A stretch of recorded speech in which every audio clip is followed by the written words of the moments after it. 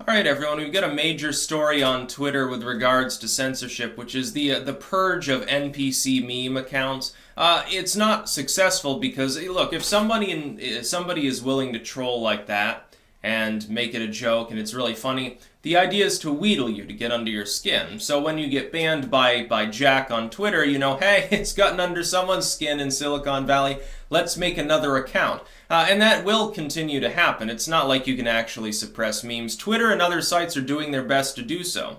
You see, what Silicon Valley is trying to do is coordinate enough so that they can mass deperson a person, or they can mass suppress an idea, shove it underground out of normie consciousness. That's their sort of anti-meme strategy.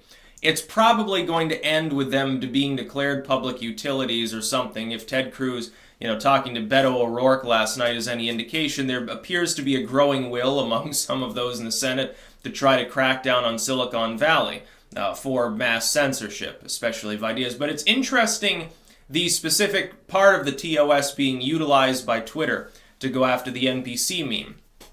It has to do with deliberately misleading election material. Now, by that, this is the same old problem, TOS that are not entirely easily understood. They're too malleable and too expansive, because that can apply to all sorts of things. Now, I would think, if the goal is to defeat state propaganda or something, election interference in the most pure sense, what you're talking about is like someone puts up an infographic that has the wrong voting date or something, or here's where you're supposed to vote. If you're a Democrat, you vote here. If you're a Republican, you vote here. Then, like the Republican locations behind some dumpsters or something. Attempted suppression on a social media scale, yes, it has in some cases been a problem. I'm not sure that it's a big enough problem to worry about censoring it, but, that's my opinion.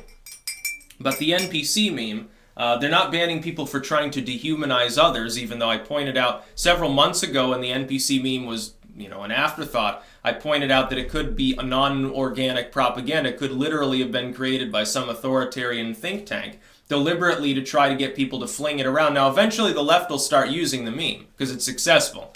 You watch, that's the next step in its obvious evolution. People on the left will adapt it to go after Trump fans and stuff like that. You see the very rudiments of that already now. That'll become more prevalent. Pretty soon what you've got is a situation where people, both on the left and the right, are basically declaring one another automatons. That means that it's okay to abuse them. It's literally psychological warfare. I warned of this. It's a warning in vain, but okay. Unfortunately, what Twitter's done, though, is make it more popular. Because they ban it. And then what happens? All of the corporate media groups, because they don't like alt media and they don't like the online world that they can't conquer, they begin to fall in to ramble about how terrible the NPC meme is. Oh my God, it's like one step from genocide and stuff. They're opportunists. So the New York Times comes out with a big front page expose on this horrible new meme that got purged, thankfully. And it didn't get purged. You just removed some accounts off Twitter that were satire accounts. They were making fun both of the meme itself and of people that were worried about it, as well as the initial target. It had been watering itself down, which is inevitable, until you start suppressing things. Then you create echo chambers. So now, you got a situation where the NPC meme will become more prevalent. It's just like Pepe. When you get people in the left-wing movement in the last election who start rambling about how horrible it is, and this is like Nazi frog cartoon and stuff, it makes it more funny to anyone who's got a working fucking neuron in their head. And so they've done the wrong thing. It doesn't matter, I think the NPC meme is funny. It is potentially politically harmful, for reasons that Twitter doesn't actually discuss, but it is funny. It's amusing, and it was being used in an amusing, satirical sense. These accounts are mocking people who themselves, they have no concept of actual humor. They're incapable of making rational decisions on their own. They have to be spoon-fed decisions by others. Their views are basically shoveled into their head through state and non-state propaganda. The tragic irony, then, is that in banning the NPC meme and getting irate about it, New York Times declaring it dangerous and all these things, you are displaying exactly the kind of behavior that the meme itself mocks in the first place. Your actions against the NPC meme actually give evidence for why the NPC meme is both funny and important. It's hilarious because it's like completely self-destroying. It doesn't make any sense, and you'd think with all of the coordination and intelligence and resources and stuff that these Silicon Valley firms supposedly have, you'd think that they could formulate a better way to respond to such things. My feeling is you shouldn't respond at all. It's not dehumanizing. It's a fucking joke. You should get over it. Literally, it's all it is a expressionless gray face. How is that dehumanizing?